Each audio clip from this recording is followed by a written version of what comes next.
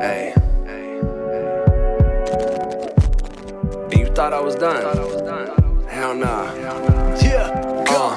Grow up to be a star, that's the mission. Right now we're figuring out a shot list for the videos via our handy dandy clipboard. I want to present this to you, Jawny BadLuck. This is the new album. Thank you, honey. You know I love you very, very much. It's been a grinder since a youngin' had a. We're about to pick up some Jawny BadLuck tees for the outro from a local business, Graphics. Let's go in here and see what these shirts look like, huh? Dreaming up, crowd full of fans hooking up. I call it groovy love. Yeah, 27-30 steady creeping up. Still young, but now my money old as fuck. We're here at the barbershop. Here with one of my best friends, Jawny B, from back in the day, original J&B squad. Shout out Albuquerque, New Mexico. This is one of my OG homies right here. Bradford got the last word. Let's. I remember when we all used to party, and we'd be like, "Where the f***'s Jake?" Call Jake, and Jake would be like, "Dog, I gotta finish the song, and then I'll be over." And it'd be like 2, 3 o'clock in the morning. Still no f***ing Jake. And then the next day we were like, "Dog, where were you at?" And he's like, "Bro, I finished the song last night. You guys gotta come over. We gotta go to the Grotto." The Grotto's old studio he used to go to, and we'd go hit it up. And he would just skip like all the dumb and just focus on his music. I remember when this fool's jaw used to stick out all crazy. And then he went and had surgery on his jaw so he could rap better. And that mother saved all his lean, so he went through all the pain so he could tore up when his jaw was better. And that motherfucker did it. It's been rapping since. And sick. It's one of my like main memories. That guy, we used to write each other on notebooks because he couldn't talk, so we just write each other. We'd have to hide him from his mom, so his mom wouldn't see what we were saying. The win is overshadowed by my self-indulgent addiction to doing what the fuck's always best for me. We're here at the infamous Cottonwood Mall where it all began. We're in middle school. You got nothing to do, so you hang out here and try to talk to girls that aren't interested in talking. And you buy gum, because that's all the money that you have. We're here promoting Count Your Lucky Stars, the new album. We're gonna go do a quick trip, try to find some clothing that we need for this video shoot. Don't ever let somebody tell you you can't do something. You got a dream? Yo, one thing that I love about working with the bros, I've known these guys for 8+ years. Everything they do is top-notch, professional, best in the business. For example, we come to do a music video, they take my idea and then take it to another level. We go shopping for the right clothing, we make sure that the haircut's right, we make sure the locations are right before we start shooting. I've never met anybody who takes it this serious, more serious than the bros. Much love, guys. Hey.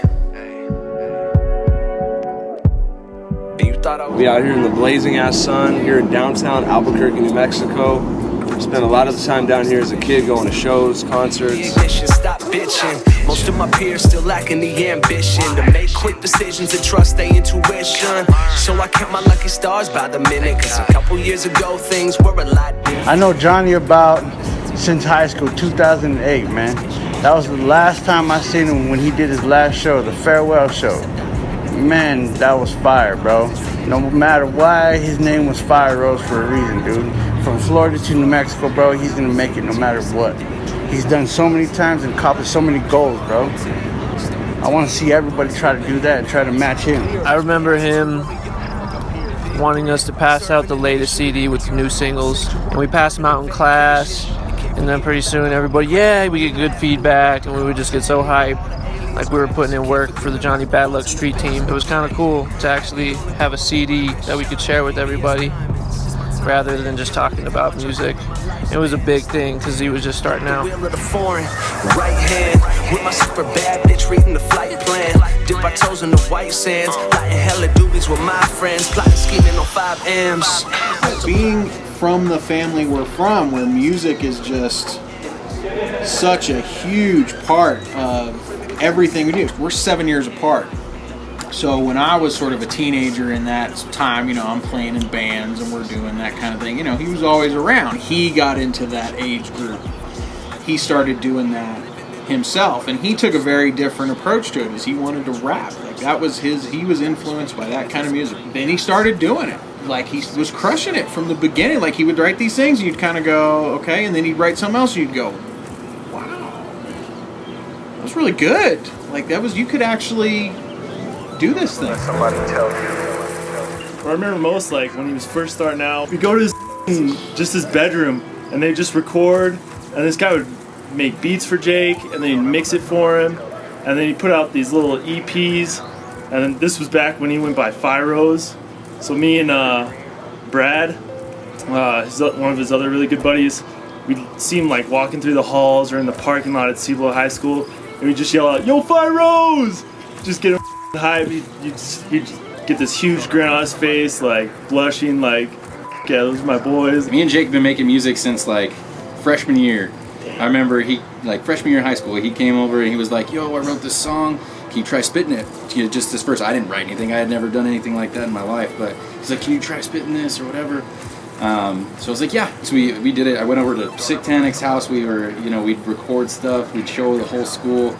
So after that kind of sparked my interest. And then me and him, late nights, we started buying our own equipment. Started, trying to make beats, trying to do all that together. And anytime we'd find a beat that we wanted to get to, we'd start calling each other. Even when he first moved out to Orlando, start calling each other, say, "Hey, I got this beat.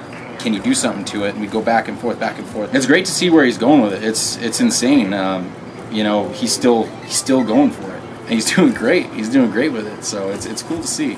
It's cool to see him grow. That's one of the reasons why I'm still in music. If it weren't for Jake, it's just crazy, to have an awesome mentor for me that you can, email back and forth bounces, and be able to talk with your friend and be like, "Hey, what do I need to change on this mix?" It's really awesome. I'm very blessed that I got him in my life. For sure.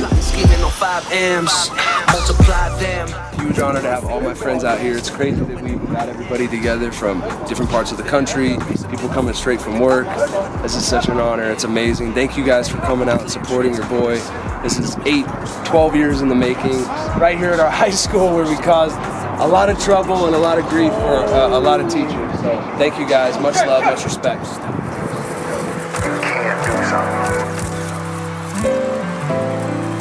You got a dream, you gotta protect it.